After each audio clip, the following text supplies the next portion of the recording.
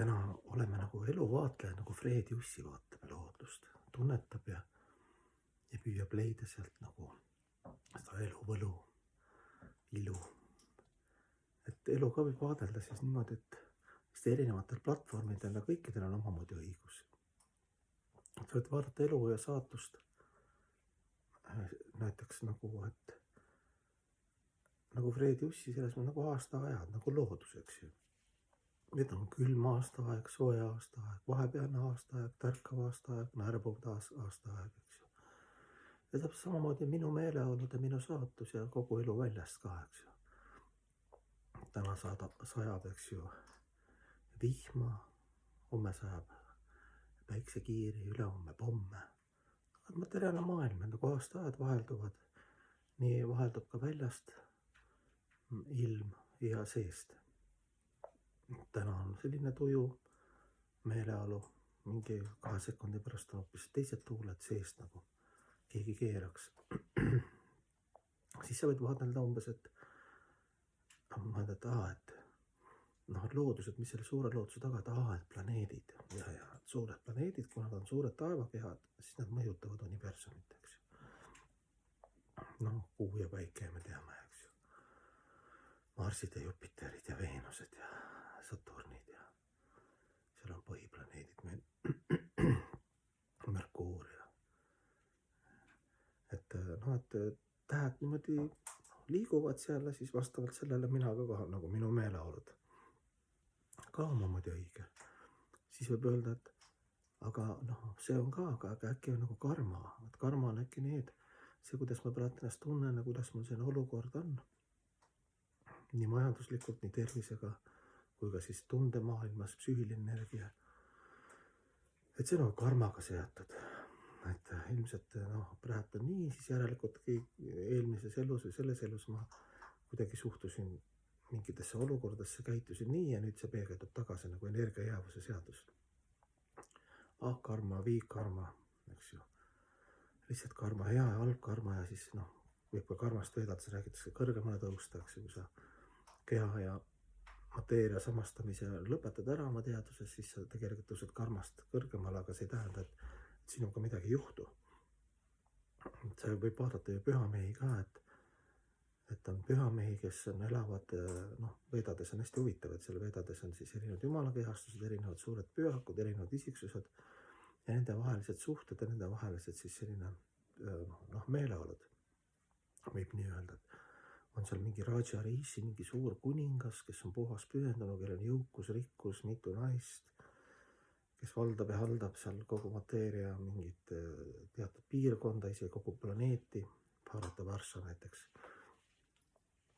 Vedades öeldakse siis, isegi Bharata Varsha oli, Bharata oli üks kuningas, kes kogu siis meie, mitte ainult siis seda meie, mis me siin praegu käsitleme, aga siis mitut osa ja mõõdet siis võib nii öelda või mitut saart keskmiste planetaarse süsteemide kunn, ütleme nii. Ja et võib võtta niimoodi, et siis, aga mõni pühak oli kuskil väga halvas olukorras meie jaoks, meie materialistide jaoks, et nii kehaliselt oli väga raske, ühiskond teda võib-olla lintsis, ja samal ajal ta avaldas, eks ju, puhast antsust täis sügavat kontakti Jumalaga ja armastus kõikide elusolendite suhtes. Klassikaline näide on siis näiteks Jeesus Kristus. Et ja siis mõtled, et okei, et võib-olla see, et mis meeleolud meil on, võime analüüsida siis, nagu ma ütlesin, seal läbi karma, läbi looduse, läbi planeetide, läbi ka oma mõistuse, et oleneb, kuidas see mõistusaparaat võtab, et kas klaas on pool täis või pool tühi, eks ju. Võid olla õnnelik, et ta on pool täis ja võib olla õnnetu, et ta on ju pool tühi, eks ju, varsti saab tühjaks. See, kuidas sa nagu vaatad, missugune sul see Gyani Shakti, et selles mõttes mõistuse töö.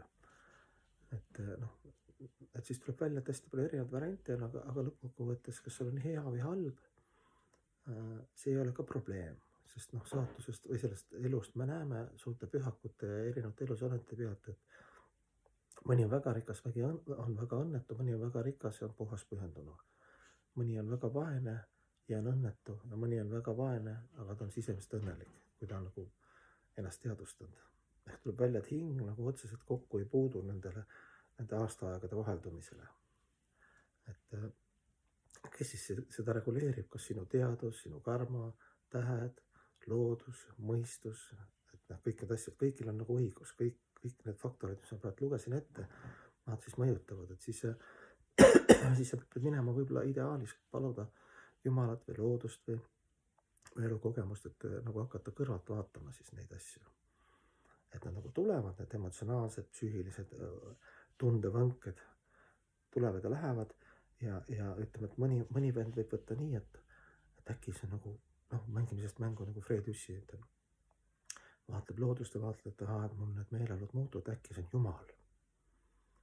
Et äkki nagu Jumal nagu kontrollib kõike, looduse taga on nagu teadus ja see, kui mu seest nagu ükskõik kus meeleolus ma olen, kas ma olen noor, vana, rikas, vaene, haige, terve, kõik need meeleolud nagu reguleeritud nagu teadlikult, seal taga on headus ja armastus.